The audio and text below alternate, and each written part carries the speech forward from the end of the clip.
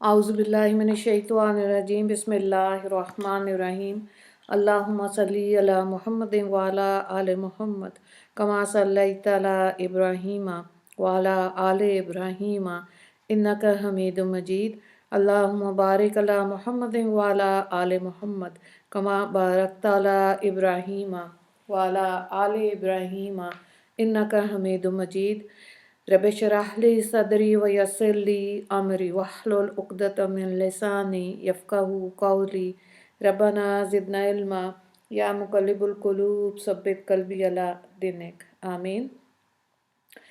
जी सूरह यूसुफ़ के सिलसिले में आज चौथा रुकू हम करेंगे। वक़ाला निस्वतुन फ़िल मदीनति इम्रअतुल अज़ीज़ि तुराविदु फ़ताहा अन नफ़्सिही क़द शग़फ़हा हुब्बा इन्ना लनराहा फ़ी ज़लालिम मुबीन। आयत नंबर 30। और शहर में कुछ औरतें ये बातें करने लगीं, अजीज़ की बीवी अपने नौजवान ग़ुलाम को वरगला रही है। इस नौजवान की मोहब्बत ने इसे फ़रेख्ता कर लिया है। हमारे ख्याल में तो यकीनी तौर पर वो खुली गुमराही में मुब्तला है। फ़लम्मा समिअत बिमक्रिहिन्ना अरसलत अलैहिन्ना व आतदत लहुन्ना मुत्तकअन व आतत कुल्ला वाहिदतिन मिनहुन्ना सकीनम व क़ालत इख़रुज अलैहिन्ना फ़लम्मा रअयनहु अकबरनाहु व क़तअना ऐदियहुन्ना व क़ुल्ना हाशा लिल्लाह मा हाज़ा बशर इन हाज़ा इल्ला मलकुन करीम। चुनांचे जब इस अजीज़ की बीवी ने इन औरतों के मकर की ये बात सुनी तो इसने पैगाम भेजकर इन्हें अपने घर बुलवा लिया और इनके लिए तकियों वाली नशिश तैयार की और इनमें से हर एक के हाथ में एक चाकू दे दिया और यूसुफ अलैहिस्सलाम से कहा, ज़रा बाहर निकल कर इनके सामने आ जाओ। अब जो उन औरतों ने यूसुफ को देखा तो इन्हें हैरत अंगेज़ हद तक हसीन पाया और इनके हुस्न से हैरान होकर अपने हाथ काट दिए और बोल उठी, हाशा लिल्लाह, ये शख्स कोई इंसान नहीं, एक काबिल तकरीम फरिश्ते के सिवा कुछ और नहीं हो सकता। क़ालत फ़ज़ालिकुन्ना अल्लज़ी लुमतुन्ननी फ़ीह वलक़द रावदतहु अन नफ़्सिही फ़स्तअसम वलइन लम यफ़अल मा अमरुहु लयुस्जनन्न वलयकून मिनस्साग़िरीन। आयत नंबर 32। अजीज़ की बीवी ने कहा, अब देखो ये है वो शख्स जिसके बारे में तुमने मुझे ताने दिए थे। ये बात वाकई सच है कि मैंने अपना मतलब निकालने के लिए इस पर डोरे डाले, मगर ये बच निकला और अगर ये मेरे कहने पर अमल नहीं करेगा तो इसे कैद ज़रूर किया जाएगा और ये जलील होकर रहेगा। अब यहाँ पे देखें, काल निस्वतुन फिल मदीनती, यानी शहर में कुछ औरतें बातें करने लगीं। बात बाहर कैसे पहुंची, है ना। बात तो ये है कि अगर ये सारा मामला महल के अंदर हुआ तो बाहर बात कैसे गई। इसमें उलमा कराम कहते हैं कि 3 लोगों को पता था, ज़ुलेखा, यूसुफ अलैहिस्सलाम और अजीज़ मिस्र, और ये तीनों घर के बंदे थे। इन तीनों से तो ये तवक्को नहीं की जा सकती थी कि बाहर जाके बताएंगे। तो मुफस्सरीन ने लिखा है कि घर में काम करने वाले जो लोग थे वो देखते थे कि मालिक अपने ग़ुलाम हज़रत यूसुफ अलैहिस्सलाम पर कितनी मेहरबान है, इसलिए उन्होंने पहले ही अपना एक जहन बना लिया था कि अंदर कुछ मसला है और इसकी उन्होंने बातें करनी शुरू कर दी। फ़ायदा नंबर 40 को देखें, नौकरों को घर की बातों से अलग रखें। ठीक है, ये हम पहले भी देख चुके हैं कि मुफस्सरीन ने यहाँ ये बात लिखी है कि ये बेएहतियाती सिर्फ गुनाह के मामले में नहीं है, बल्कि लोग और बातें भी कर लेते हैं, घर में काम वालों से अपनी बातों को अलग नहीं रखते। मसलन रिश्ते की बात मियाँ बीवी में चलती है मगर वो नौकरों के सामने करते हैं, पूरे शहर में पता चल जाता है। जहाँ जहाँ वो बैठेंगे नौकर तो बात पहुँच जाएगी। घर में कोई प्लानिंग हो रही है, आइंदा हमने क्या करना है, 2 बंदों में बात हो रही होती है, बाहर कैसे निकलती है, नौकर के ज़रिए। کئی دفعہ میاں بیوی کی چھوٹی سی آپس میں کوئی تکرار ہو گئی، وہ بھی کیسے نکلتی ہے، ایک گھر کام کیا، دوسرے کیا، تیسرے کیا، یا کوارٹر میں بیٹھ کے باتیں کرتے رہے، مزہ لیتے رہے۔ تو اس لیے بہت ضروری ہے کہ نوکروں کے سامنے اپنی گھر کی بات بالکل نہیں کرنی چاہیے، تماشا ہی بن جاتا ہے، ٹھیک ہے۔ تو شریعت نے کیا کہا؟ شریعت کا مطلب ہوتا ہے دین اسلام، جو قرآن اور حدیث سے اللہ تعالیٰ نے ہمیں بتایا کہ زندگی میں کیسے رہنا ہے، ٹھیک ہے۔ تو شریعت نے کیا کہا؟ اپنے گھر کی پرائیویسی رکھنی چاہیے، ورنہ کام کرنے والے اس طرح کے لوگ جنہوں نے زلیخا کی بات باہر نکالی، وہ گھر کی ہی ہر بات اچھی بری باہر نکال سکتے ہیں، ٹھیک ہے، اور پھر ظاہر تماشا بن جائے گا۔ اور دوسری بات یہ کہ باتیں پھیلانے میں عورتوں کی بھی بڑی تیزی ہوتی ہے نا۔ وہ ایک عورت نے دوسرے کو بتایا اور ساتھ ہی کہہ دیے بس اپنے تک ہی رکھنا اور مت کسی کو بتانا، اس نے آگے دوسری کو کہہ دیا، ساتھ ہی کہہ دیا تم بھی اپنے تک ہی رکھنا، آگے مت پھیلانا، لو جی، ہوتے ہوتے ہوتے ہوتے وہ پورے خاندان میں بات پھیل جاتی ہے نا۔ تو اس لیے بہرحال سوچ سمجھ کے دیکھا کریں کون سی بات کس انسان سے کرنی ہے، کس وقت کرنی ہے۔ یہ جو ہر وقت بولتے رہنے کا شوق ہوتا ہے نا، اس سے بھی پھر خمیازہ بھگتنا پڑتا ہے۔ فتح کا دیکھو اپنے نوجوان غلام کو، نوجوانوں پر آزمائش۔ حضرت اب دیکھیں نوجوانی میں انسان پر اس طرح کی بلائیں آتی ہیں۔ آپ دیکھیں کہ حضرت ابراہیم علیہ السلام نوجوان تھے، امتحان آیا، آگ میں ڈالے گئے، ہے نا۔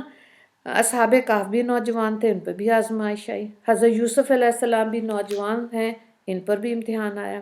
قد شغفہ حب، اس نوجوان کی محبت نے اسے فریختہ کر لیا۔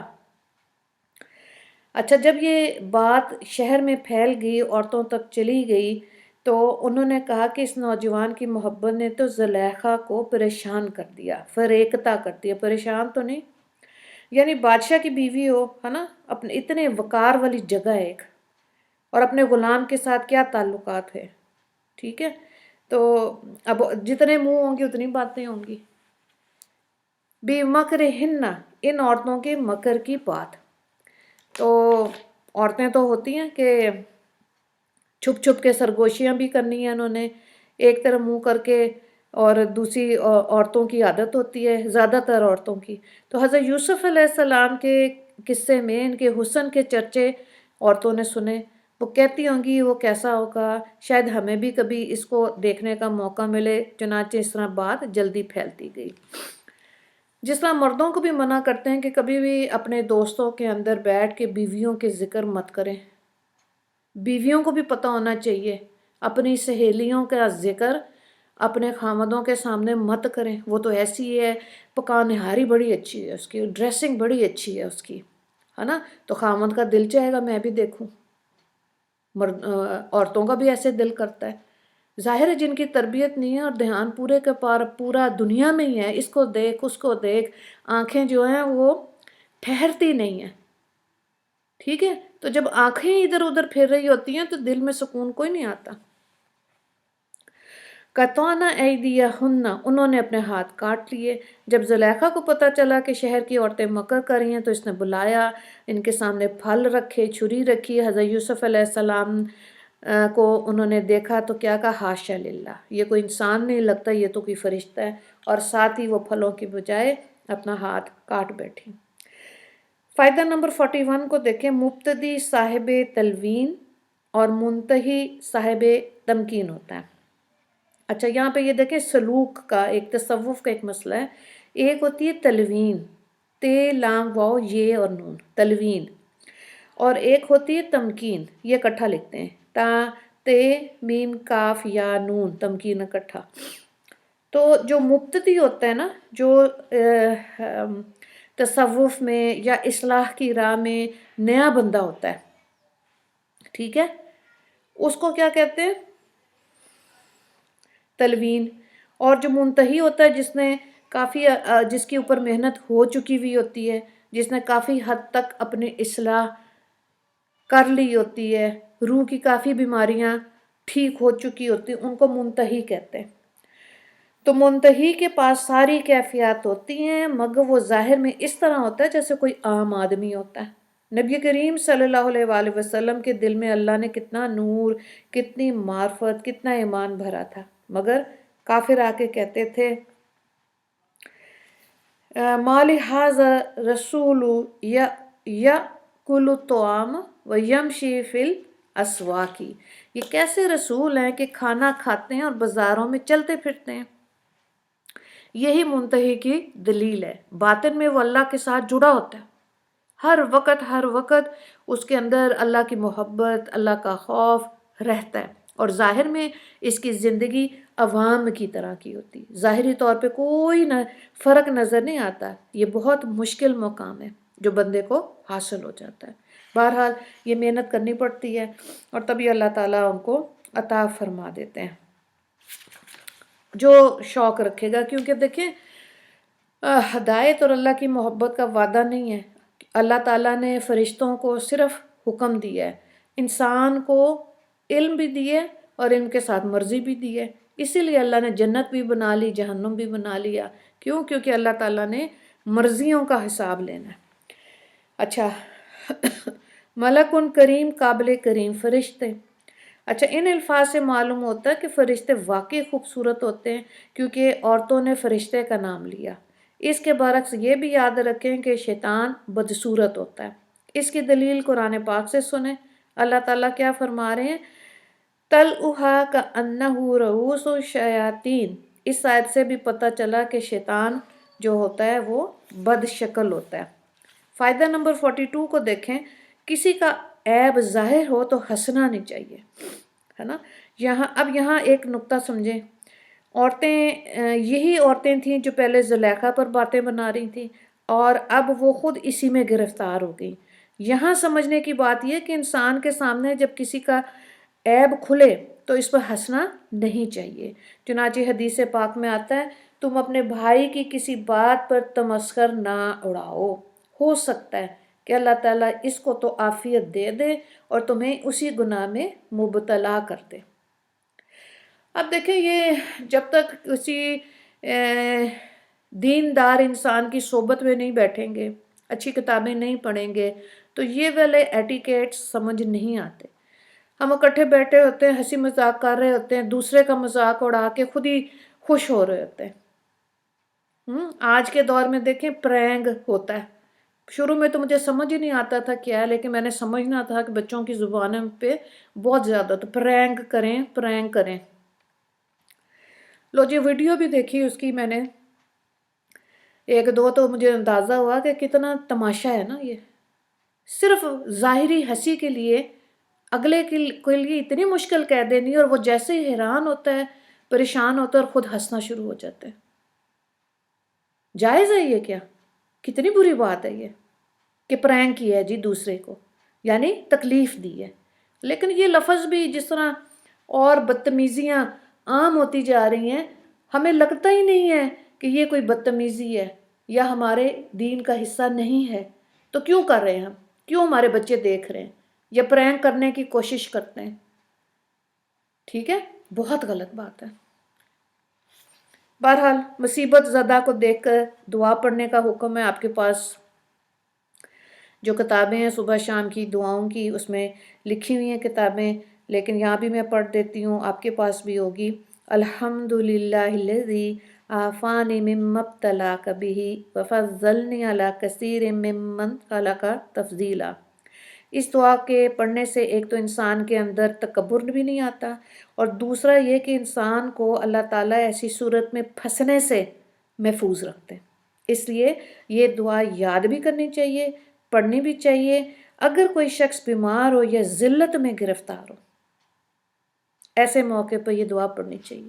بہت لوگ مشکل حالات میں ہوتے ہیں اور پھر خود بھی کہہ بھی رہے ہوتے ہیں کہ بڑی بے بسی ہے، بڑی مایوسی والی کیفیت ہے، تو یہ دعا پڑھا کریں، ٹھیک ہے۔ اور اس کے لیے کہیں کہ یا اللہ اس کے اوپر یہ مشکل پریشانی نہ ڈال۔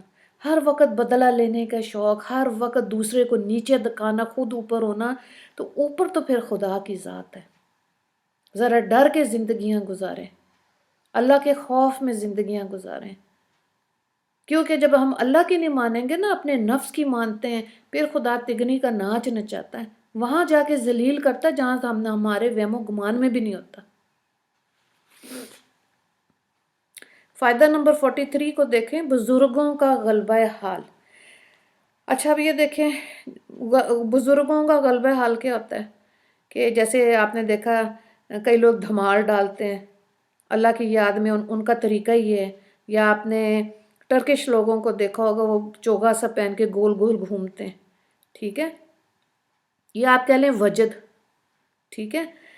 تو عورتوں نے حضرت یوسف علیہ السلام کے حسن کو دیکھا تو ہوش کھو بیٹھی، بے اختیار ہو کے انگلیاں کاٹ لی۔ یہاں سے علماء نے یہ نقطہ نکالا کہ اگر حسن ظاہر کو دیکھ کر کسی بندے کی یہ کیفیت ہوتی ہے کہ وہ بے اختیار ہو جائے تو اس کے ساتھ بھی نرمی کا معاملہ کرنا چاہیے۔ بعض لوگ بزرگ ایسے ہوتے ہیں جو مجذوب ہوتے ہیں، وہ دائیں بائیں سے بے نیاز ہوتے ہیں، وہ اللہ کی یاد میں ایسے ہوتے ہیں کہ بس ان کو وہی دھیان ہوتا ہے، اور بچے بھی بعض دفعہ مذاق اڑا رہے ہوتے ہیں، ارد گرد کے لوگ بھی کہ یہ دیکھو اس کو بہت ہی اللہ یاد آیا ہوا ہے۔ اور آپ یقین کریں کہ اگر یہ جملہ آخرت میں اللہ کے سامنے کہہ دیا نا اس کی گواہی کے طور پہ کہ اس کو تو بہت ہی اللہ یاد آتا ہے، یہ تو زیادہ ہی اللہ کی طرف دھیان ہے، اس کو تو اور کچھ سمجھ آتی نہیں سوائے دین کے، یہ اس بندے کی بخشش کا باعث بن جائے گا۔ یہ اتنی سی ہماری گواہی کسی بھی اللہ والے کے لیے، یہ تو بہت ہی دیندار ہو گئے، ان کو تو اللہ زیادہ ہی نہیں آ گیا ان کے گھر میں، اتنا سا جملہ جب آخرت میں بھی پھر بول دیں تو بس اس کی تو بخشش ہو جائے گی نا۔ باقی ہم نے اپنا طرف دیکھنا ہے کہ ہمارا کیا حال ہونا ہے۔ اچھا آگے دیکھیں، جب زلیخا نے حضرت یوسف علیہ السلام کو جیل میں قید کرنے کی دھمکی دی تو پھر آگے کیا ہوا، اللہ تعالیٰ ارشاد فرماتے ہیں، قال رب السجن احب الی مما یدعوننی الیہ والا تصرف عنی کیدہن اصب علیہن واکم من الجاہلین۔ یوسف علیہ السلام نے دعا کی، یا رب یہ عورتیں مجھے جس کام کی دعوت دے رہی ہیں اس کے مقابلے میں قید خانہ مجھے زیادہ پسند ہے، اور اگر تو نے مجھے اس کی چالوں سے محفوظ نہ کیا تو میرا دل بھی ان کی طرف کھنچنے لگے گا، اور جو لوگ جہالت کی کام کرتے ہیں ان میں شامل ہو جاؤں گا۔ فاستجاب له ربه فصرف عنه کیدہن انہ هو السمیع العلیم۔ چنانچہ یوسف علیہ السلام کے رب نے ان کی دعا قبول کی اور ان عورتوں کی چالوں سے انہیں محفوظ رکھا، بے شک وہی ہے جو ہر بات سننے والا، ہر چیز جاننے والا ہے۔ ثم بدا لهم من بعد ما رأوا الآیات لا یسجننہ حتی حین۔ 35۔ بے شک وہی ہے جو ہر بات سننے والا، ہر چیز جاننے والا ہے۔ پھر ان لوگوں نے یوسف علیہ السلام کی پاک دامنی کی بہت سی نشانیاں دیکھ لینے کے بعد بھی مناسب یہی سمجھا کہ انہیں ایک مدت تک قید خانے بھیج دیا جائے۔ الفاظ کو دیکھیں الگ الگ، احب الیہ، مجھے قید خانہ زیادہ پسند ہے۔ اچھا، ان الفاظ سے حضرت یوسف علیہ السلام کی عظمت ظاہر ہوتی ہے، انہوں نے اپنی عزت عصمت کی حفاظت کے لیے کتنی بڑی قربانی دینے کا ارادہ کیا ہے، یہ انہوں نے خود سوچا ہے، ٹھیک ہے۔ اور جیل کی مشکلات تو برداشت کر لوں گا مگر میں حکم خدا کو کبھی نہیں توڑوں گا، یہ ان کی پاک دامنی اور پاکیزگی کی دلیل ہے۔ یہ کوئی معمولی بات نہیں ہے کہ ایک طرف تو انسان کے جذبات بھی ہوں، جوانی بھی ہو، اور دوسری طرف سے دعوت گناہ بھی ہو، ایک طرف مشقتیں ہوں، پریشانی ہو، ظاہر میں لوگوں کے اندر بدنام ہونے کا خدشہ ہو، اور دوسری طرف انسان اللہ کے حکم پر سر تسلیم خم کر رہا، تو یہ استقامت ایک شاندار مثال ہے۔ اس سے معلوم ہوتا ہے کہ حضرت یوسف علیہ السلام کو اللہ رب العزت نے واقعی وہ شان عطا فرمائی تھی جس پر عفت اور عصمت کو بھی ناز ہے کہ انہوں نے جیل کو پسند کیا۔ زیادہ تر تو دیکھیں خواتین، خاوند، اور اب تو خیر بچے بھی بیچ میں شامل ہو گئے، آج سے 30 سال پہلے بچے اتنے زیادہ انوالو نہیں ہوتے تھے ماں باپ کی دینداری میں، ہے نا۔ اور سسرال، عورت پردہ کرنا چاہ رہی ہے، عورت قرآن کی کلاس لینا چاہ رہی ہے، عورت پاک دامنی کی زندگی اختیار کرنا چاہ رہی ہے، مائیں خود ہی کہہ رہی ہیں پردہ کرنے کی ضرورت نہیں ہے، اس پارلر سے تیار ہو کے اس شادی کے فنکشن پہ جانا ہے، تمہارا رشتہ آ جائے گا، اپنا حلیہ ایسے بنا لو تمہیں رشتہ مل جائے گا۔ اسی لیے میں کہتی ہوں کبھی مدارس میں جا کے بیٹھا کریں، وہاں جا کے دیکھیں ایک جمع غفیر ہے، ٹھیک ہے، اور ان کے بھی رشتے ہوتے ہیں، مدرسے والیوں کے، مدرسے والوں کے، اور خوش رہتے ہیں وہ۔ اگر مجھے اللہ وہاں پہ پھیرا نہ لگواتا مدرسے میں، مدارس میں، ایک مدرسہ نے کافی اللہ نے دکھائے، تو شاید میرا بھی مزاج بالکل ٹپکل دنیا دار لوگوں جیسا ہی ہوتا۔ یہ تو اللہ نے کا کرم ہے، ان کے ساتھ بٹھایا، ایک پلیٹ میں کھانا کھلایا، برتن ہم نے بھی دھوئے، غسل خانے ہم نے بھی دھوئے، تو اندازہ ہوا کہ یہ وہ لوگ ہیں جو 500 سال پہلے اپنے نبی کے ساتھ جنت میں چلے جائیں گے۔ باقی کھڑے ابھی دیکھ ہی رہے ہوں گے کہ پتہ نہیں حساب کتاب کیا ہوگا، ٹھیک ہے، تو یہ مزاج ہونا چاہیے۔ بہرحال یہ تو اپنی مرضی ہے نا، کیونکہ اللہ نے ہر ایک کو مرضی دی ہے، جو مرضی ہے کریں۔ اچھا، عرش کا سایہ پانے والا خوش نصیب۔ اب کیا بات رہے گی کہ انسان کی اپنی زندگی میں بھی ایسے کئی مواقع آتے ہیں کہ جب اسے گناہ کی دعوت ملتی ہے، ایسی صورت میں شریعت نے کیا سبق دیا؟ اگر کوئی گناہ کی طرف بلائے تو فوراً اللہ کی طرف رجوع کر لو، سے نو ٹو گناہ، ٹھیک ہے۔ تو آج ہی میری بچی کہہ رہی تھی کہ یہ تو ماما یونیورسٹی میں بڑی بڑی لڑکیوں کے بوائے فرینڈز ہوتے ہیں، ایسے ہوتا؟ تو میں نے کہا بس تم نے ساتھ ساتھ بچوں سے بات کریں، فرینڈز کیسی ہیں، کبھی کبھی کیا کریں نا، اگر مہینے میں نہیں ہفتے میں نہیں کر سکتے تو مہینے میں تو ایک دفعہ کریں نا، تو آپ کو ان کے اندر سے سمجھ آئے گی۔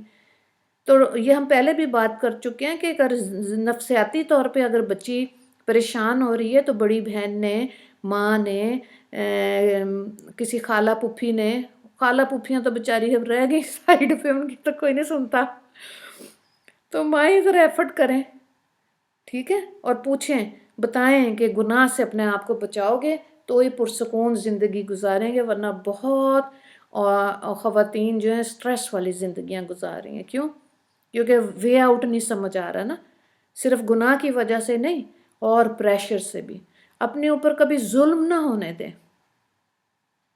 ٹھیک ہے۔ ایک خاتون نے کہا کہ آپ بار بار کہہ رہی ہیں پچھلے کسی کلاس میں کہ وہی خامن ملنا چاہیے جو دنیا میں جنت کے لیے اس کے لیے دعا کریں، تو دنیا میں تو انہوں نے ہمارا حشر کر دی ہے۔ تو بات یہ ہے کہ ظلم مت سہیں، یہ اس کے لیے اللہ نے منع کیا ہوا ہے۔ طلاق ایسی چیز ہے جو دین اسلام میں اللہ نے خود اجازت دی ہے، ٹھیک ہے۔ یہودیت میں نہیں ہے، عیسائیت میں نہیں ہے ڈیورس، وہاں کے طریقے شریعتیں فرق ہیں۔ ہاں لیکن یہ کہ پھر آپ دیکھیں کہ کیا نوعیت ہے جس کے لیے جو ہے نا انسان آگے قدم اٹھاتا ہے۔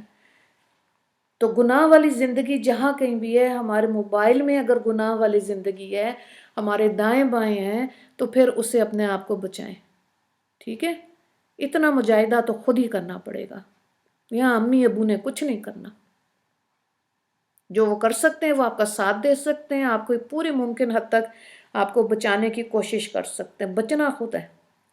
فائدہ نمبر 44 کو دیکھیں، گناہ چھوڑنے میں نیت اللہ کی رضا ہونی چاہیے، ٹھیک ہے، اجر بھی زیادہ ہوگا۔ مرد ہو یا عورت، زندگی میں جب بھی کوئی ایسا موقع آئے تو اسے گناہ سے اللہ کی خاطر اپنے آپ کو بچائیں۔ حضرت یوسف نے کیا دعا کی تھی؟ اے اللہ، جس گناہ کی طرف یہ مجھے بلا رہی ہیں اس سے تو میرے لیے جیل جانا بہتر ہے نا۔ یہ حضرت یوسف علیہ السلام کی استقامت پر روشن دلیل ہے۔ پسند کرنا اللہ کو سجتا ہے، یہ جو ہے نا مجھے یہ پسند ہے وہ پسند ہے، یہاں سے بھی آزمائش آتی ہے۔ پسند کرنا علماء کرام کہتے ہیں، اللہ والے کیا کہتے ہیں؟ اللہ کو سجتا ہے۔ کیا نقطہ انہوں نے اس میں نکالا ہے کہ اگر آپ نے کسی کو پسند کیا آزمائش آئے گی، پکی بات ہے۔ اور مثالیں کیا لکھی ہوئی ہیں کہ حضرت آدم علیہ السلام نے قابیل کو پسند کیا، وہ کافر ہو گیا۔ حضرت نوح علیہ السلام نے بیٹے کو پسند کیا، وہ بھی کافر ہو گیا۔ حضرت یعقوب علیہ السلام نے حضرت یوسف علیہ السلام کو پسند کیا، انہیں کنویں کے اندر جانا پڑا۔ حضرت ابراہیم علیہ السلام نے بیٹے کو پسند کیا، اس کے گلے پہ چھری پھیرنی پڑی۔ حضرت یوسف علیہ السلام کو زلیخا نے پسند کیا، ان کو جیل کی کال کوٹڑی میں جانا پڑا۔ نبی کریم صلی اللہ علیہ وآلہ وسلم نے حضرت حسین رضی اللہ تعالیٰ عنہ کو پسند کیا، کتنی آزمائشیں اور مشکلات آئیں۔ اب پسند اللہ کو ہی کریں، ہاں قدر کریں کہ آپ کے ارد گرد ایسے رشتے ہیں اور اس میں جتنی ایفرٹ ہم خود کر سکتے ہیں تو ٹھیک ہے، اگلا قدردان ہوگا۔ پسند اللہ کو ہی کریں۔ کسی نے ہمیں پسند کیا یا ہم نے کسی کو پسند کیا تو پکی ٹھکی بات ہے، لکھ کے رکھ لیں، آزمائش آئے گی۔ فائدہ نمبر 45، شادی کی پسند دین کی بنیاد پر ہونی چاہیے۔ اب دیکھیں کچھ لڑکے کیا کہتے ہیں کہ جی اپنی پسند کی شادی کریں، ہاں تو ضرور کر لیں، لیکن یہ ہے کہ دیکھ لیں کس نسبت سے کر رہے ہیں شادی۔ ظاہر میں ایک باربی ڈال چاہیے جس کی کمر اتنی ہو، بال ایسے ہوں، ہر فنکشن پہ پارلر سے تیار ہو کے ساتھ پھرے، تو ایک چیز بنائی اللہ نے مرد کے لیے ہے کہ وہ اس کو دیکھے، خوش ہو، وہ اس کی بیوی ہے تو اس کو ساری دنیا دیکھے، کتنی نظریں دیکھیں، تو اس لڑکے کو غیرت ہی نہیں آ رہی۔ ایک ٹافی ہوتی ہے، اس کو جب آپ خریدتے ہیں تو اس کے اندر ریپر ہوتا ہے، اس کے اندر ایک سفید رنگ کا بھی ریپر ہوتا ہے، اس کے اندر وہ ٹافی ہوتی ہے کیونکہ میٹھی ہوتی ہے، کتنے کور ہوتے ہیں اس کے اندر۔ تو ایک عورت ایسی چلتی پھرتی رہے، ہر کوئی دیکھے، بڑے شوق سے عورتیں تیار ہو کے ڈرائیوروں کے ساتھ بیٹھ کے فنکشنز پہ ادھر ادھر جا رہی ہوتی ہیں، تو ڈرائیور بھی دیکھ رہا ہوتا ہے کہ باجی یہ صاحب کی بیوی ہے، اور بیٹھ کے بھی موبائلوں پہ کیا باتیں کر رہی ہوتی، سب سن رہے ہوتے ہیں نوکر۔ ٹھیک ہے، تو اب یہ آپ دیکھیں کہ جو وبال ہوتا ہے نا اپنی پسند کا، پھر وہ خود ہی برداشت کرنا ہے۔ سلیکشن آف لڑکا لڑکی شادی کے لیے، اور انہوں نے آگے بچوں کی کیا تربیت کرنی ہے، پھر برداشت کرنے کی عادت ڈالے نا، کیونکہ فیصلہ تو خود کیا تھا۔ وَإِلَّا تَصْرِفْ عَنِّي كَيْدَهُنَّ أَصْبُ عَلَيْهِنَّ، اور اگر تو نے مجھے ان کی چالوں سے محفوظ نہ کیا تو میرا دل بھی ان کی طرف کھنچنے لگے گا۔ حضرت یوسف علیہ السلام کی عاجزی دیکھیں، کیا کہ اے اللہ اگر میں گناہ سے بچا ہوا ہوں تو یہ میرا کمال نہیں، یہ آپ کی حفاظت ہے، یہ آپ کا میرے اوپر احسان ہے، آپ نے مجھے بچایا۔ اگر میں یہیں رہا اور مجھ سے یہ عورتیں یہی باتیں کرتی رہیں تو میں ان کی طرف مائل ہو جاؤں گا، لہٰذا بہتر ہے کہ آپ مجھے یہاں سے نکال کر جیل میں بھیج دیں۔ ٹھیک ہے، تو گناہ کو چھوڑنے کے لیے فائدہ نمبر 46 کو دیکھیں، گناہ کو چھوڑنے کے لیے ماحول کو چھوڑنا ضروری ہے، بہت ضروری ہے۔ ماحول کو دیکھیں، گناہ سے بچنے کے لیے محفل سے نکلوں اور جیل کی خلوت میں جاؤں، آج بھی اگر کوئی گناہ سے بچنا چاہے تو وہ حضرت یوسف علیہ السلام کی سنت پر عمل کرے۔ اسکول کالج کا ماحول کیسا ہے؟ خاندانوں میں بعض دفعہ بہت زیادہ بے حیائی ہوتی، کوئی ایک بچی سٹینڈ لینا چاہتی ہے، لیں، بنے بارش کا پہلا قطرہ، دیکھیں پھر اللہ تعالیٰ آپ کو کیسے آپ کا ساتھی بنتا ہے، کیا فہم اور فراست کا ذہن کھولتا ہے اللہ رب العزت۔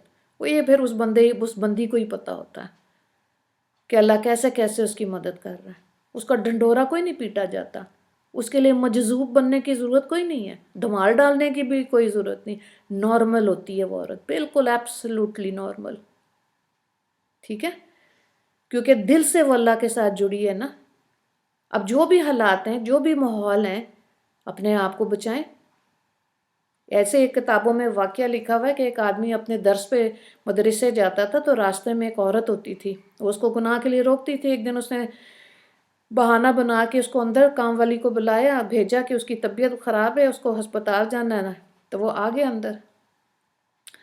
تو اب اس نے گناہ کی دعوت دی، اب جب دعوت دی اس نے کہا کہ ذرا میں نے واش روم جانا ہے، وہاں پہ اس نے پوٹی کی، پوٹی کو سارے اپنی اس نجاست کو اپنی جسم پہ لگا دیا، اور جب باہر نکلا تو اتنی بدبو، تو سورج نے کہا نکل جاؤ یہاں سے۔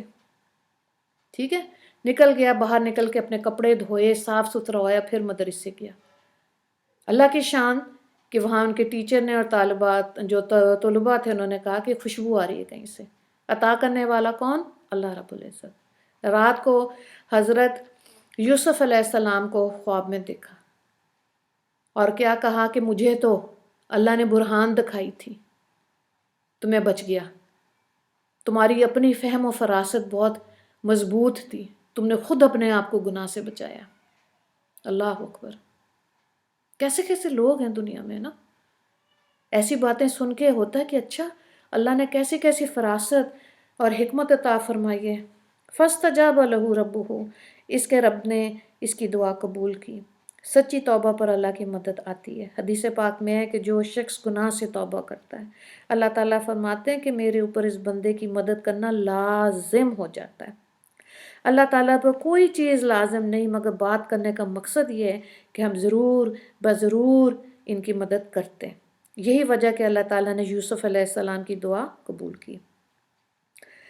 مفسرین نے یہ بھی لکھا کہ حضرت یوسف علیہ السلام نوجوان تھے، اس لیے انہوں نے جیل کی دعا مانگی. ویسے بھی جب ہمت ہوتی ہے تو پھر انسان مشکل کو مشکل نہیں سمجھتا. مفسرین فرماتے ہیں اگر وہ یہ دعا مانگ لیتے کہ اے اللہ ان عورتوں سے میری جان چھڑا اور عافیت کا معاملہ فرما، تو اللہ تعالیٰ جیل سے بھی بچا لیتے، گناہ سے بھی بچا لیتے. اللہ اکبر. یہ دیکھیں نیا ایک نقطہ نکل آیا نا، دعا مانگنے کا طریقہ. اسی لیے دیکھیں ہر دعا کے ساتھ خیر و عافیت کا لفظ بولا کریں. ٹھیک ہے، ہم کہتے ہیں یا اللہ یہ دے دے یہ دے دے یہ دے دے، کیا پتہ وہ ہمارے حق میں ٹھیک ہے بھی یا کہ نہیں. کہیں کہ یا اللہ اگر یہ میرے حق میں ٹھیک ہے تو خیر و عافیت سے اس چیز کو مجھے عطا کرتے ہیں. جو بھی مال پیسہ ہے، علم ہے، کوئی آپ نے ڈگری لینی ہے، کوئی یونیورسٹی میں کوئی کورس کا لیول ہے، ہر چیز کے لیے قرآن کے لیے نہیں استخارہ ہوتا، وہ پڑھنا ہی پڑھنا ہے. باقی آپ استخارہ کریں 9th 10th میں سائنس لینی ہے، کمپیوٹر لینا یا کیا لینا ہے، کون سی یونیورسٹی میں جانا ہے، کہاں رشتے کرنے ہیں، استخارے کریں. دین کا علم حاصل کرنے کے لیے کرنا ہے، فرض عین ہے. ٹھیک ہے، سیکھنا ہے اس کو. اور دعا کے لیے اللہ سے مانگا کریں، مانگیں اللہ سے. کہیں ہمارے مانگنے میں کمی ہے، کہیں ہم نے بازار کے کھانے زیادہ کھائے ہوئے ہیں، کہیں ہم نے سود والے گھروں سے کھانا کھایا ہوا ہے. ٹھیک ہے، اس لیے دعا میں اثر نہیں ہوتا. جس گھر کی پکی نشانی ہو کہ نا یہاں پہ سود آتا ہے مت کھائیں ادھر سے. اور رنگ برنگی جگہ سے نہیں کھاتے اللہ کی بندیوں. یہ جو بازار سے اتنا کھانے کی عادت پڑ گئی ہے نا اب تو یہ مجھے حیرت ہوتی ہے، عورتیں کہتی ہیں کہ ہمیں کوئی وہ نہیں چاہیے کھانے پکانے والی بھی بہو، کمائے ہمارے بیٹے کا ساتھی بنے. کھا لیں گے، اب تو ہوم ڈلیوری اتنی آ جاتی، کچھ منگا کے کھا لیا کریں گے. اتنے ذہن چینج ہو گئے ہیں بازار کے کھانوں سے. اور کہاں پہلے گھر میں عورتیں خود بناتی تھیں اور اس کے اندر باوضو ہوتی تھیں، اللہ کا ذکر کرتی تھیں، تو بچے بھی نیک ہوتے تھے نسلوں میں. تو وہ ہماری آنے والی نسلوں کے لیے تو بس دعا ہی رہ گئی ہے. اگر یہ قرآن بھی نہ پڑھیں، ہر وقت ٹی وی کارٹون کے آگے بیٹھے رہیں، رنگ برنگے بازاروں سے میسوں سے کھانے کھائیں، تو کیا رہ جائے گا ان کے اندر؟ کیا ایمان کا لیول ہوگا؟ سوچیں نا، کیا سوچتے رہتے ہیں سارا دن؟ کیا خیال ہے؟ لا یسجننہ حتی حین 35 آیت کا حصہ ہے. یہاں پہ رکوع مکمل ہوئے، انہیں ایک مدت تک قید خانے بھیج دیں. اچھا اب دیکھیں عزیز مصر نے حضرت یوسف علیہ السلام کو جیل کیوں بھیجا. اس سلسلے میں مفسرین کی 2 آرائیں. نمبر 1، بعض علماء نے کہا کہ حضرت یوسف علیہ السلام کو سزا دینے کے لیے عزیز مصر نے انہیں جیل بھیجا، کیونکہ بیوی نے کہا تھا کہ یہ میری بات نہیں مانتا، اس لیے اس کو جیل بھیج دو. نمبر 2، بعض مفسرین نے اس سے بڑھ کر یہ وجہ بھی لکھی ہے کہ حضرت یوسف علیہ السلام کو عزیز مصر نے اپنی بیوی کو سزا دینے کے لیے جیل بھیجا. ٹھیک ہے، مختلف یہ آ رہا ہے. اگلا رکوع کو دیکھیں، یہاں پہ 5واں شروع ہو رہا ہے. وَدَخَلَ مَعَهُ السِّجْنَ فَتَيَّانِ قَالَ أَحَدُهُمَا إِنِّي أَرَانِي أَعْصِرُ خَمْرًا وَقَالَ الْآخَرُ إِنِّي أَرَانِي أَحْمِلُ فَوْقَ رَأْسِي خُبْزًا تَأْكُلُ الطَّيْرُ مِنْهُ نَبِّئْنَا بِتَأْوِيلِهِ إِنَّكَ نَرَاكَ مِنَ الْمُحْسِنِينَ. 36. آپ نے جتنے رکوع ہم نے کیے ہیں نا، اگر آپ رجسٹر میں رکوع نمبر 1 اور اس کے مشکل الفاظ لکھیں، آگے معنی لکھیں، اپنے قرآن کو سامنے رکھ کے الفاظ معنی دیکھ لیں، اور نیچے جو بھی پوائنٹس آپ کے ذہن میں آ رہے ہیں اس رکوع سے ریلیٹڈ زبانی چلیں، اگر زبانی نہیں ہے تو دیکھ کے لکھ لیں، آپ کو ساری عمر وہ رکوع سورہ یوسف کا یاد رہے گا. اسی طرح سے ہر رکوع کو آپ کریں، الفاظ معنی اس کو یاد بھی کر لیں، اردو میں اس کا دیکھیں، اس کے بعد پھر آپ عربی کو دیکھیں. جیسے یہ کورس ہوگا نا مکمل، کم از کم کوشش کریں 3 دفعہ خود سے سورہ یوسف کو دہرا لیں، ٹھیک ہے؟ پکی بات ہے آپ کا دل کرے گا میں حفظ کر لوں۔ 12 رکوع ہیں، 12 رکوع آپ کو رٹ جائیں گے، اس رکوع میں یہ بات ہوئی تھی، اس رکوع میں یہ ہوئی تھی، اور اتنی ایفرٹ میں کروں، آگے دن کھل جائیں گے، بہت لمبا دن ہوگا، تو کوئی نہ کوئی ٹارگٹ ضرور دیں، تو سورت کو حفظ کریں، 1 رکوع ساتھ ہی پھر حفظ بھی کر لیں۔ 3 دفعہ جب آپ اس کو دہرائیں گے نا، خود بخود دل چاہے گا کہ زبانی بھی آنا چاہیے، اور زبانی جب آئے گا تو وہ آپ کو سارے الفاظ، جیسے ہم الفاظ کے معنی کے ساتھ علماء کرام کی تشریح کو دیکھ رہے ہیں، آپ خود بھی تشریح پھر اس کو یاد رہ جائے گی، آپ دوسروں کو کرائیں، کوشش کریں کہ کسی ایک کو ضرور کروا دیں، پھر نہیں بھولے گی انشاءاللہ۔ آیت نمبر 37 کو دیکھیں، اس کو پڑھ لیتے ہیں پھر اکٹھا ہی ترجمہ دیکھ لیتے ہیں۔ قال لا یأتکما طعام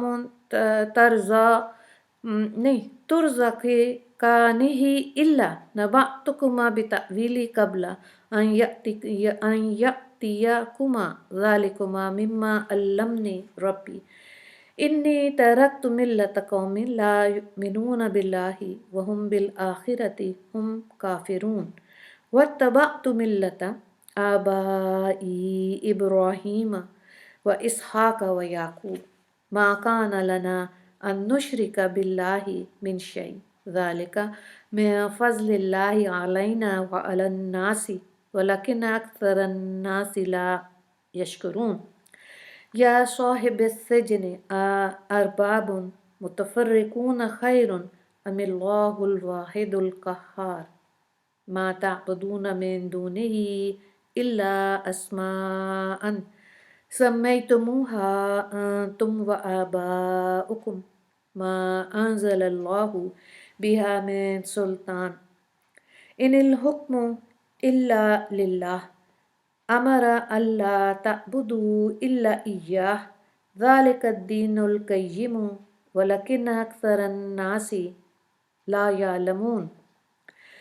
یا صاحب السجن اما احدکما فیسقی ربہ خمرا واما الآخر فیصلب فتأکل الطیر من رأسہ قضی الامر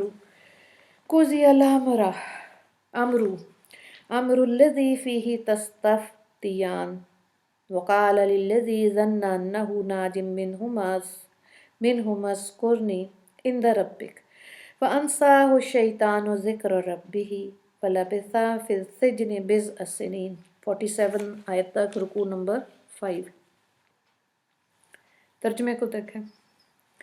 اور یوسف کے ساتھ 2 اور نوجوان قید خانے میں داخل ہوئے، ٹھیک ہے؟ یعنی رکوع نمبر 4 میں زلیخا کی بات تھی، اب رکوع نمبر 5 میں حضرت یوسف علیہ السلام قید میں آ چکے ہیں، جیل خانے میں آ چکے ہیں۔ اب ان کے ساتھ کون تھا؟ 2 لوگ، اور یہ تو 2 تھے، اور بھی تھے۔ ان میں سے ایک نے ایک دن حضرت یوسف علیہ السلام سے کہا میں خواب میں اپنے آپ کو دیکھتا ہوں شراب نچوڑ رہا ہوں، اور دوسرے نے کہا کہ میں خواب میں یوں دیکھتا ہوں کہ میں نے اپنے سر پر روٹی اٹھائی ہوئی ہے اور پرندے اس میں کھا رہے ہیں، ذرا ہمیں اس کی تعبیر بتاؤ، ہمیں تم نیک نظر آتے ہو۔ یوسف علیہ السلام نے کہا جو کھانا تمہیں قید خانے میں دیا جاتا ہے وہ بھی آنے نہیں پائے گا کہ میں تمہیں اس کی حقیقت بتا دوں گا، یہ اس علم کا ایک حصہ ہے جو میرے پروردگار نے مجھے عطا فرمایا، مگر اس سے پہلے میری ایک بات سنو کہ میں نے ان لوگوں کا دین چھوڑ دیا جو اللہ پر ایمان نہیں رکھتے اور جو آخرت کے منکر ہیں، اور میں نے اپنے باپ دادا ابراہیم اسحاق یعقوب کے دین کی پیروی کی۔ ہمیں یہ حق نہیں کہ اللہ کے ساتھ کسی بھی چیز کو شریک ٹھہرائیں، یہ توحید کا عقیدہ ہے، ہم پر اور تمام لوگوں پر اللہ کے فضل کا حصہ ہے، لیکن اکثر لوگ اس نعمت کا شکر ادا نہیں کرتے۔ اے میرے قید خانے کے ساتھیوں، کہ بہت سے متفرق رب بہتر ہیں یا وہ ایک اللہ جس کا اقتدار سب پر چھایا ہوا ہے؟ اس کے سوا جس کی تم عبادت کرتے ہو اس کی حقیقت چند ناموں سے زیادہ نہیں جو تم نے اور تمہارے باپ دادوں نے رکھ لیے۔ اللہ نے ان کے حق میں کوئی دلیل نہیں اتاری، حاکمیت اللہ کے سوا کسی کو حاصل نہیں، اسی نے یہ حکم دیا کہ اس کے سوا کسی کی عبادت نہ کرو۔ یہی سیدھا دین ہے، لیکن اکثر لوگ نہیں جانتے۔ ٹھیک ہے، آگے ہے، ترجمہ جاری ہے۔ اے میرے قید خانے کے ساتھیوں، اب اپنے خوابوں کی تعبیر سنو۔ تم میں سے ایک کا معاملہ تو یہ ہے کہ وہ قید سے آزاد ہو کے اپنے آقا کو شراب پلائے گا، رہا دوسرا تو اسے سولی دی جائے گی، جس کے نتیجے میں پرندے اس کے سر کو نوچ کر کھائیں گے۔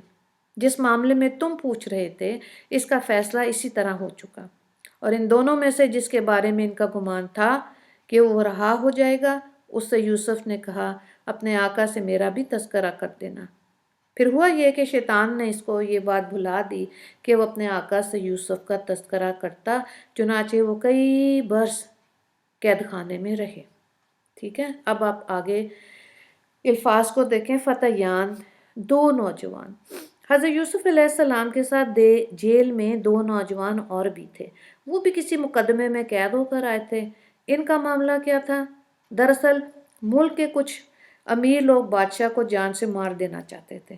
اس وقت وہ بندہ جو بادشاہ کو پانی پلاتا تھا اور وہ بندہ جو بادشاہ کی روٹیاں پکاتا تھا، یعنی ساقی پانی پلانے والا اور خانسامہ، دونوں کو انہوں نے رشوت دی اور کہا کہ تم روٹی یا پانی کے اندر زہر ملا دو۔ اچھا، روٹی والے نے تو ان سے پیسے لیے، لیکن پانی والے نے ڈر کے پیچھے ہٹ گیا۔ تو جب خانسامے نے روٹی کے اندر زہر ملا کے پیش کیا تو پانی پلانے والے نے بتا دیا کہ بادشاہ کی سلامت یہ کھانا نہ کھائیں، اس میں زہر ملا ہوا ہے۔ یہ بات سن کر بادشاہ نے ان دونوں کو وقتی طور پر پکڑ کے جیل بھیج دیا اور کہا بعد میں تحقیق کریں گے۔ چنانچہ جب تحقیق کی گئی تو بات کھل کر سامنے آ گئی، جو پانی پلانے والا تھا وہ سچا بندہ تھا، اس لیے اس کو کر دیا آزاد، اور جس نے زہر ملائی ہوئی تھی روٹی میں، اس کو پھانسی چڑھا دیا گیا۔ ٹھیک ہے، اب دیکھیں ان دونوں نے حضرت یوسف علیہ السلام سے جیل میں پہنچ کر اپنی باتیں پوچھی۔ ان دونوں نے حضرت یوسف علیہ السلام سے محبت کا اظہار بھی کیا۔ وہ کہنے لگے جی آپ کے چہرے پہ بڑا نور ہے، آپ ہمیں بہت اچھے لگتے ہیں، اس لیے ہم آپ کے پاس کچھ باتیں پوچھنے آئے ہیں۔ اس وقت حضرت یوسف علیہ السلام نے ان کو عجیب جواب دیا۔ اس وقت کیا جواب دیا کہ وہ دونوں نوجوان حضرت یوسف علیہ السلام سے کہنے لگے پہلے کہ اللہ کی قسم، جب ہم نے آپ کو دیکھا تو ہمیں آپ سے محبت ہو گئی۔ حضرت یوسف علیہ السلام نے جواب دیا میں تم دونوں کو اللہ کا واسطہ دیتا ہوں، میرے ساتھ محبت مت کرو۔ دیکھیں ذرا، اس لیے کہ جس نے بھی میرے ساتھ محبت کی اس سے مجھے مصیبت ملی۔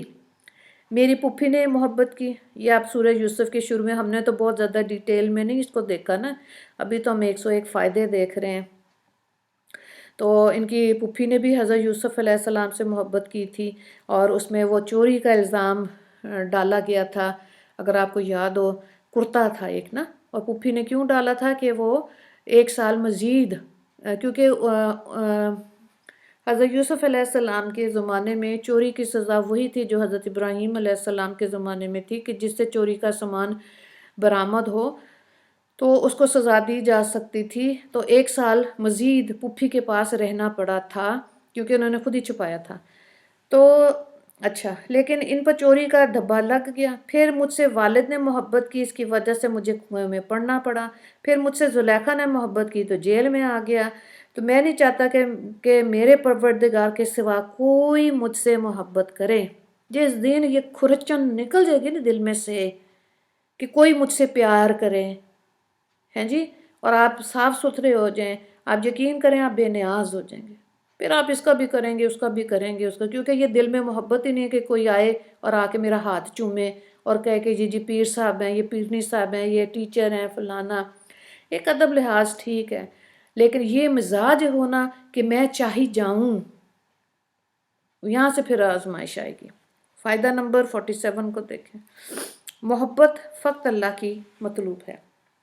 ٹھیک ہے، تو یہی بات ہے کہ بچیاں، آج کے دور کی عورتیں، لڑکے اس سے سبق حاصل کریں کہ محبت کا اظہار کریں تو اللہ رب العزت سے، مخلوق کی محبت کی ضرورت نہیں ہے۔ البتہ عورت کو اس بات کی طلب رہنی چاہیے کہ اس کا خاوند محبت کا اظہار کرے، اور جتنی محبت کرتا ہے اتنی وہ عورت بھی اظہار کرے، مرد بھی اظہار کرے، یہ شرعی طور پر جائز ہے۔ اس کے علاوہ آپ دیکھ لیں کہ آپ نے پہلے بھی سورہ یوسف پڑھی، ابھی بھی ایک دہرائی ہو رہی ہے، ٹھیک ہے، مقصد کیا ہے؟ نبی کریم صلی اللہ علیہ وآلہ وسلم نے فرمایا تھا کہ میرے دنیا سے جانے کے بعد میری امت بت پرستی نہیں کرے گی۔ دیکھ لیں آج کہیں بھی کوئی مسلمان بتوں کے آگے نہیں کھڑا ہوتا، لیکن میری امت آپس میں لڑائی جھگڑا کرے گی، نفرت کرے گی، حسد کرے گی، غصہ کرے گی، ٹوٹے ٹوٹے سے رہیں گے یہ۔ تو آپ یہ بھی دیکھ لیں، ہم ایسے ہی ہیں، ایک سے نفرت، اس کو یہ کہنا ہے، اس کو یہ کہنا ہے، بس یہی سارا دن چل رہا ہوتا ہے نا؟ تو انسان اگر دوسرے کو فائدہ نہیں دے سکتا تو اپنی ذات میں تو اپنے حسد کینہ اور اس کو تو ٹھیک کر سکتا ہے کہ نہیں؟ یہ تو خود خود ہی چلتا رہے گا، دوسرے کو کیا پتا کہ میرے دل میں کتنا حسد ہے، اس کے لیے کتنا غصہ ہے، اس کو کیا پتا ہے دوسرے بندے کو؟ یہ تو اپنے معاملے ہوتے ہیں نا دل کے۔ نراک من المحسنین، ہمیں تم نیک آدمی نظر آتے ہو، ٹھیک ہے۔ اب ظاہر ہے انہوں نے کہا کہ آپ نیک ہیں، اس لیے انہوں نے ذکر کر دیا لا یأتیکما طعام، کھانا ابھی آنے نہیں پائے گا۔ تو یہاں پہ جو جیل میں تبلیغ ہے اس کے لیے لکھا ہے کہ حضرت یوسف علیہ السلام نے اس موقع سے فائدہ اٹھایا۔ دیکھیں یہ دائی کی صفت ہوتی ہے کہ اچھے موقع کی تلاش میں ہوتا ہے۔ حضرت یوسف علیہ السلام نے انہیں جیل میں دیکھ تو لیا تھا، وہ بھی اپنے معبودوں کو پکارتے ہوں گے، باتیں کرتے ہوں گے، اس لیے وہ جانتے تھے کہ یہ لوگ مشرک ہیں، مگر بات کرنے کے لیے حضرت یوسف علیہ السلام موقع کی تلاش میں تھے، ایک دم نہیں تبلیغ شروع کر دی، ٹھیک ہے نا۔ یہ بھی دیکھیں چنانچہ وہ نوجوان جب خود مسئلہ پوچھنے آئے تو حضرت یوسف علیہ السلام کے لیے یہ بہترین موقع تھا، دل میں تو پہلے ہی سے ارادہ تھا کہ سمجھائیں، چنانچہ جب موقع ملا تو فرمایا دیکھو جتنی دیر میں کھانا آتا ہے اتنی دیر میں تمہیں ایک بات بتاتا ہوں، اور وہ کیا کہ بہت سارے خداؤں کی پیروی کرنی چاہیے یا ایک اللہ پر ایمان رکھنا چاہیے۔ یہ عقلی دلیل ہے نا، کیونکہ اس زمانے میں یہ ہوتا تھا کہ ہر چیز کا بت فرق ہوتا تھا، بارش برسانے والا بت فرق، اولاد دینے والا بت فرق، رزق دینے والا فرق، ہر تو ان کو یہ بہت عجیب لگتا تھا کہ ایک خدا یہ سارے کام کیسے کر لے گا، ٹھیک ہے۔ تو اس لیے اب دیکھیں یہ گھروں میں بھی ہوتا ہے کہ ایک دم اگر گھر میں کوئی ایسی باجی آنٹی یا کوئی فنکشن ہو گیا تو فوراً فتویٰ نہ دے دیا کریں کہ بس یہ غلط ہے، موقع دیں، دیکھیں کہ یہ غلط ہے، خود بھی محسوس ہو رہا ہوتا ہے کہ غلط لوگوں میں بیٹھے ہوئے ہیں تو اس کا اثر آ رہا ہوگا۔ فرمایا کیا ایک خدا بہتر ہے یا کئی بہتر ہیں، ٹھیک ہے۔ تو اللہ تعالیٰ نے قرآن پاک میں کیا کہا لَوْ كَانَ فِيهِمَا آلِهَةٌ إِلَّا اللَّهُ لَفَسَدَتَا، اگر ایک سے زیادہ خدا ہوتے تو پھر کائنات میں فساد ہوتا۔ آہستہ آہستہ انہوں نے تبلیغ کی، علمنی ربی، میرے پروردگار نے مجھے علم عطا فرمایا۔ اللہ تعالیٰ کا ارشاد ہے ادعو الی سبیل ربک بالحکمت والموعظۃ الحسنہ، یہ حکمت تھی، کتنے اچھے انداز میں حضرت یوسف علیہ السلام نے اس وقت بات کی جب ان لوگوں کے کان بات سننے کے لیے متوجہ ہو چکے۔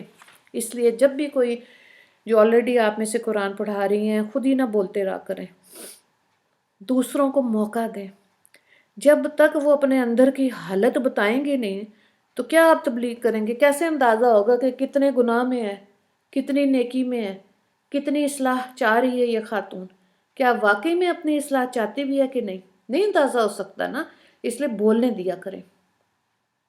اس کے بعد پھر تبلیغ کی بات ہے، یا صاحب السجن، اے میرے قید خانے کے ساتھیوں۔ فائدہ نمبر 48 کو دیکھیں، صحبت کا فرق۔ اب یہاں پہ جو صحبت کا فرق لکھا ہوا ہے نا وہ حضرت ابو بکر صدیق رضی اللہ تعالیٰ عنہ کے لیے آیا ہے، اور حضرت یوسف علیہ السلام نے جو اپنے ساتھیوں کو کہا تھا کہ اللہ تعالیٰ نے قرآن میں ہے کہ نبی کریم صلی اللہ علیہ وآلہ وسلم نے فرمایا اذ یقول لصاحب لا تحزن ان اللہ معنا، اس پر وہ لوگ جن کے دلوں میں صحابہ کرام کے بارے میں شک ہے وہ کہتے ہیں جی ہاں یہ جو لفظ صاحب کا استعمال ہوا یہ تو کوئی بڑی بات نہیں ہے۔ اس سے حضرت یوسف علیہ السلام کے ساتھ جو بندے جیل میں تھے وہ کافر تھے، اور ان کے لیے حضرت یوسف علیہ السلام نے کیا کہا یا صاحب سجنی، ہے نا۔ تو نقطے کی بات کیا ہے کہ حضرت یوسف علیہ السلام نے ان کو یہ نہیں کہا اے میرے صاحبو، بلکہ کیا کہا یا صاحب سجنی، اے میرے جیل کے ساتھیوں۔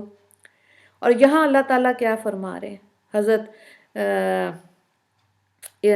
حضرت ابو بکر صدیق کے لیے، اذ یقول لصاحبی، اللہ تعالیٰ فرما رہے ہیں کہ وہ میرے حبیب صلی اللہ علیہ وآلہ وسلم کے صاحب ہیں۔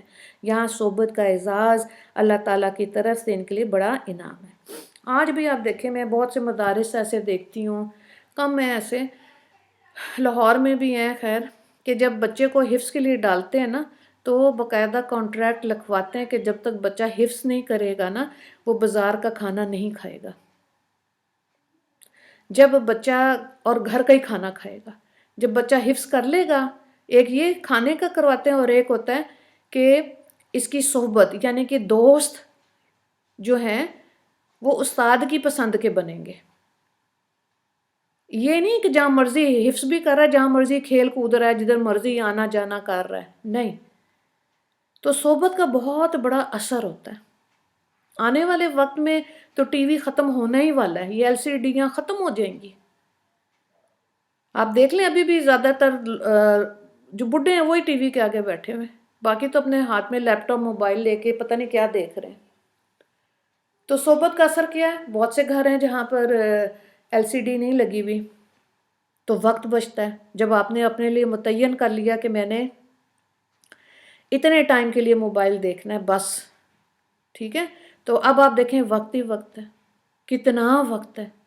آپ یقین کریں کہ آپ اپنی تجوید بہتر کر سکتے ہیں، ترجمہ پڑھ سکتے ہیں، قرآن کو سمجھ سکتے ہیں، کہیں کہ کوئی بیمار ہے کہیں آپ جا سکتے ہیں، اعتماداری کر سکتے ہیں، رشتہ داریاں نبھا سکتے ہیں، بہت وقت ہے۔ جب عورتیں یہ کہتی ہیں نا کہ ٹائم نہیں ہے، تو میں ذرا انالیسس کرتی ہوں نا سارا دن یہ کیا کر رہی ہوتی ہیں، بہت بڑا دھوکہ ہے اپنے آپ کو جو دیتی ہیں۔ بہرحال تستفتیانی، تم پوچھ رہے تھے۔ خواب کی تعبیر پوچھنے میں احتیاط، یہ پہلے بھی ہم بات کر چکے ہیں سیکنڈ لیسن میں۔ حضرت یوسف علیہ السلام نے ان کو خواب کی تعبیر بتا دی تو ساتھ یہ بھی کہا قضی الامر الذی فیہ تستفتیان، جس معاملے میں تم پوچھ رہے تھے اس کا فیصلہ ہو چکا ہے۔ جب انسان کوئی خواب دیکھے اور پھر کسی سے تعبیر پوچھے تو تعبیر بتانے والا جو کہہ دے گا اللہ تعالیٰ اس کی تعبیر ویسے ہی بنا دے گا۔ اس لیے ہر بندے سے خواب کی تعبیر نہیں پوچھنی چاہیے، جبکہ آج کل دیکھا گیا ہے کہ لوگ ہر کسی سے خواب کی تعبیر پوچھ رہے ہوتے ہیں، فیشن ہی ہے۔ اچھا، کچھ خواب ایسے ہیں، ابن سیرین فرماتے ہیں کہ چند خوابوں کی تعبیر لکھی ہوئی ہے۔ اگر نمبر 1، اگر کوئی آدمی خواب میں اللہ رب العزت کو بے مثال دیکھے تو اس خواب سے بڑھ کر بابرکت خواب اور کوئی نہیں ہوتا۔ اس امت میں اللہ تعالیٰ نے اولیاء کے لیے یہ نعمت سلامت رکھی ہے کہ وہ خواب میں اللہ تعالیٰ کا دیدار کر سکتے ہیں، گویا ان کو منامی معراج نصیب ہو گئی، ٹھیک ہے، اس میں مرد بھی ہیں عورتیں بھی ہیں۔ امام اعظم ابو حنیفہ رحمہ اللہ نے اپنی زندگی میں 100 مرتبہ اللہ رب العزت کو خواب میں دیکھا تھا۔ نمبر 2، اگر کوئی شخص حضرت جبرائیل علیہ السلام کو خواب میں خوش طبع خندہ پیشانی کے ساتھ دیکھے تو اس کی تعبیر یہ ہوگی کہ وہ اپنے دشمنوں پر کامیاب اور فتح یاب ہوگا۔ 3، اگر جبرائیل علیہ السلام کو ہی دیکھا مگر پریشان حال میں دیکھا تو اس کی تعبیر یہ ہوگی کہ اس کو دشمنوں کے مقابلے میں ناکامی ہوگی۔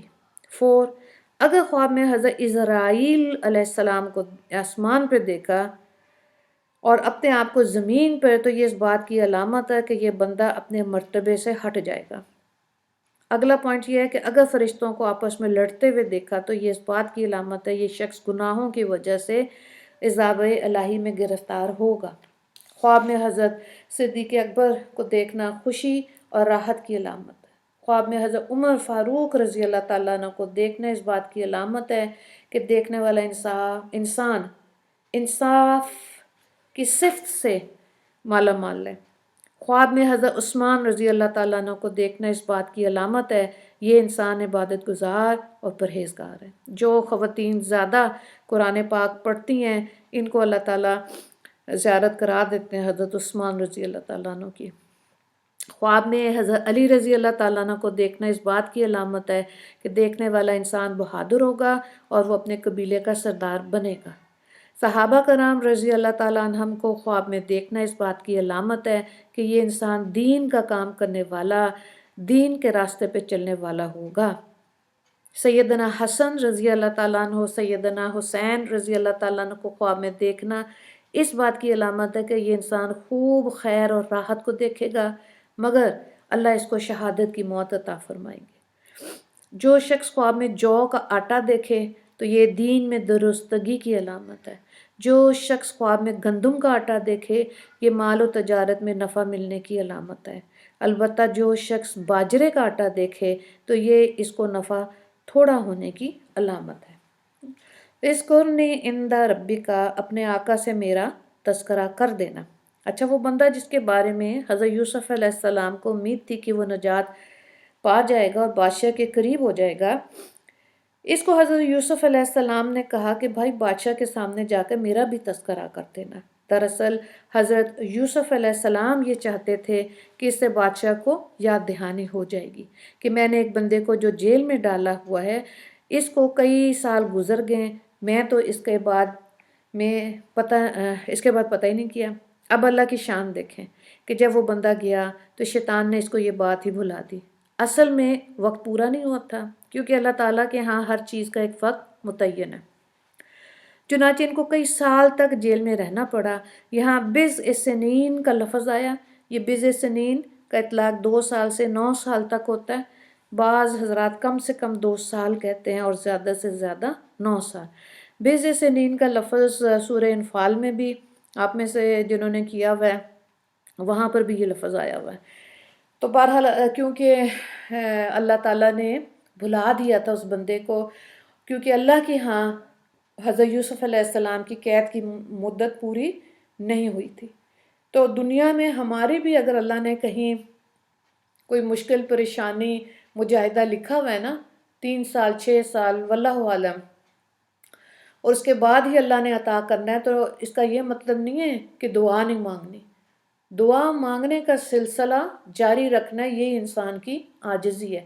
باقی اللہ تعالیٰ بہت کرم والے ہیں۔ آپ یقین کریں کہ آج سے 5 سال پہلے یہ حدیث میں نے اپنے آپ کو بتا کے اپنی زندگی میں سکون آ گیا کہ جو گمان تم اللہ سے رکھو گے وہی اللہ تعالیٰ تمہارا معاملہ کریں گے۔ تو اللہ سے گمان اچھے رکھیں، اللہ تعالیٰ اچھے معاملے کرے گا، ٹھیک ہے؟ تو اللہ تعالیٰ ضائع نہیں کرتا۔ ہاں، وقت کا ہمیں نہیں پتا، جیسے یہاں پہ دیکھیں حضرت یوسف علیہ السلام کو نہیں پتا تھا کہ قید میں کتنی دیر رہنا ہے۔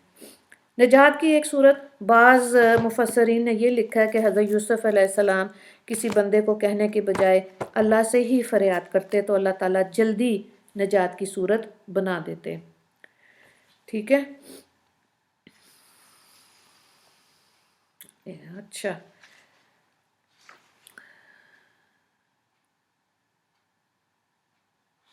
چلے اللہ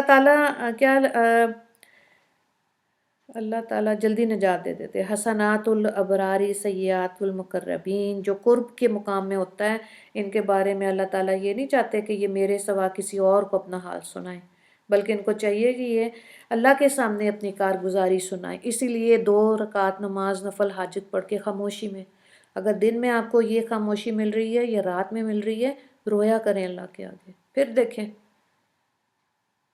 ہماری آنکھیں تو دنیا دیکھ کے، ٹک ٹاک اور فیس بک اور یوٹیوب دیکھ کے آنکھیں سوکھی ہوئی ہیں نا، آنسو تو نکلتا ہی نہیں ہے، تو کیسے اللہ کو اپنے دل کی حال سنائے؟ تو اللہ کو اچھا لگتا ہے کہ انسان جب اللہ کے سامنے روتا ہے اپنے دل کی حال بتاتا ہے۔ تو حضرت یوسف علیہ السلام کو جیل میں کئی سال گزر گئے تو بادشاہ نے خواب دیکھا۔ اب دیکھیں یہ نقطہ بھی دیکھیں کہ یہاں رہائی کا سبب کیا بن رہا ہے؟ بادشاہ کا خواب۔ بادشاہ نے اٹھ کے اپنے امراء کو خواب سنایا۔ اس خواب کا تذکرہ قرآن پاک میں آیا ہے۔ یہاں پہ رکوع نمبر 5 بھی آپ کا مکمل ہو گیا ہے۔ 6واں رکوع انشاءاللہ اب ہم کل دیکھیں گے۔ ضرور آپ میں سے جو چاہتے ہیں نا نوٹس بنانے، وہ ضرور بنائیں، ٹھیک ہے؟ ابھی ٹائم بھی پورا ہو گیا ہوا ہے، آپ کو مل جائے گا کوئز 4 میرا خیال ہے کر لیا، یا 4 اور 5 میرا خیال ہے آپ کے پاس آئے گا، ہے نا؟ چلیں واہ جی 2 کوئز جائیں ہے گے، نا، 4 اور 5 ہوئے ہیں۔ ٹھیک ہے ٹھیک ہے۔ وآخر دعوانا ان الحمد للہ رب العالمین۔ اللہم اغفر للمسلمین والمسلمات والمؤمنین والمؤمنات۔ السلام علیکم ورحمۃ اللہ وبرکاتہ۔